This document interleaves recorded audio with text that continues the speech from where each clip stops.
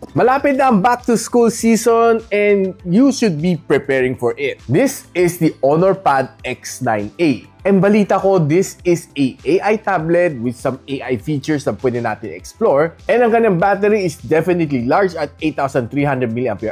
And of course, meron din siyang 35 watts na Honor Supercharge support. Plus yung kanyang 11.5-inch na 2.5K na display. Itong tablet nito is definitely one of the tablets na kailangan mo i-consider when you're going back to school. Plus, of course, meron din siyang keyboard na kasama. More details after this quick intro.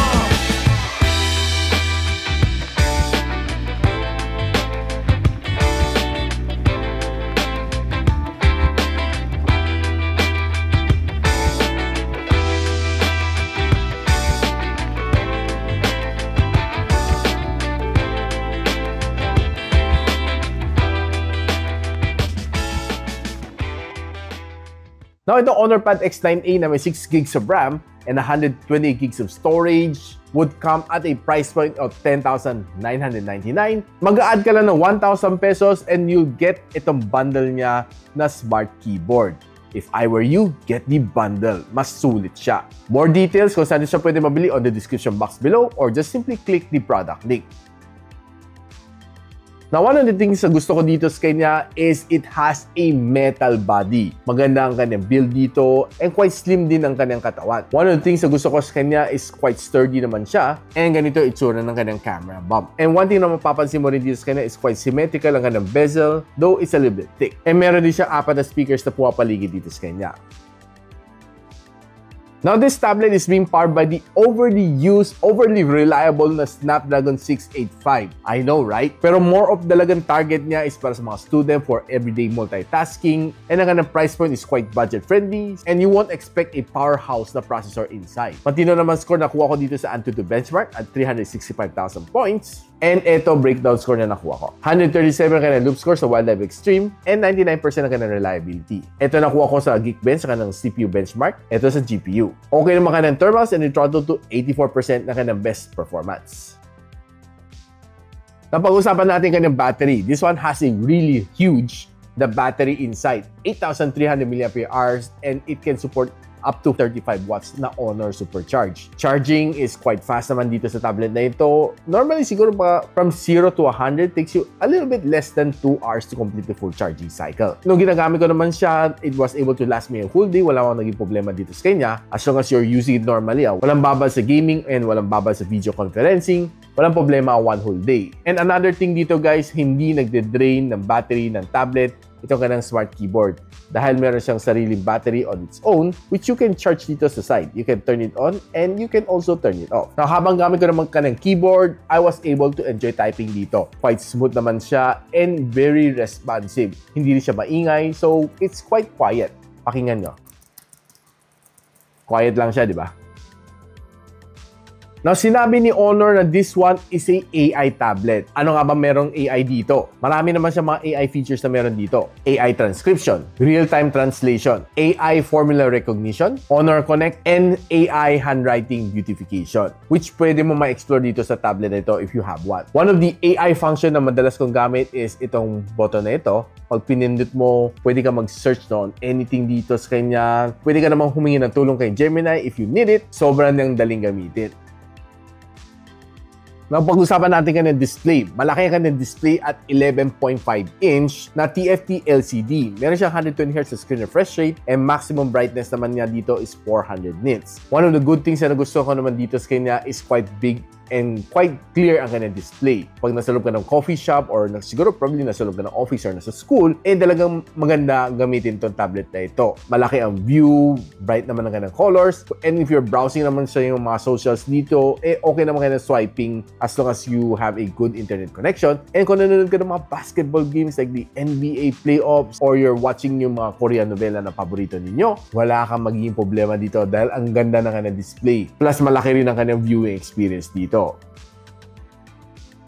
Now, since itong tablet nito has 4 speaker, 2 sa ibabaw and 2 sa ilalim, check na natin kung malakas.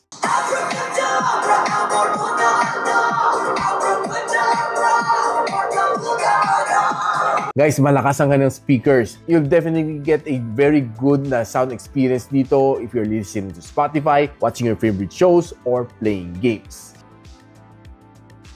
Now, speaking of playing games, dalawang games nilaro natin dito, Call of Duty Mobile and of course, si Honor of Kings. Pagdating kay Call of Duty Mobile, wala kang maging problema dito sa kanya dahil okay naman ka ng gameplay. Probably, it gets a bit used to play on a big tablet like this one, pero overall, ang kanyang experience is quite good. Sinet ko sa high frame rate and low graphical settings. Wala naman na feel na lags kanya. Probably, if ever man, meron minimal. And one thing na nagustuhan ko dito is malakas ang kanyang sounds. Overall, gameplay is quite good. Pagdating naman sa Honor of Kings, magandang dito is malaki ka na display. So definitely, you get a good view naman sa battlefield. And another thing na magustuhan mo dito sa kanya is okay naman ang kanyang gameplay. Wala akong masyado na feel na lag sa dito sa kanya along the way. And overall, the experience was quite good. Pagdating naman sa Clash, wala ka naman feel masyado na frame drops. And mabilis naman kanyang touch response dito. Ang kanyang sounds is quite good. And I'm pretty sure na mag-enjoy ka dito. Kahit lagyan mo ng ML, PUBG, wala kang maging problema dito. Napag-usapan naman natin quickly ang kanyang camera. This one has a 8MP na main camera sensor which can shoot you up to 1080p and 30fps, and ang kanyang front-facing camera 5MP which can also shoot you up to 1080p and 30fps. So tingnan natin some of the quick snaps na nakuha natin from the Honor Pad X9A. And puro indoor shots na naman kinuha ko dito, no? Kasi hindi ko pinlano na gamitin naman tong tablet ko to take outdoor shots. And simply taking some product shot, honestly masasabi ko, not so bad ang kanyang quality. Not the best on the tablet, but not so bad na mga shots na nakuha ko dito. Masasabi ko, okay naman ka ng pagka-focus, was able to focus well.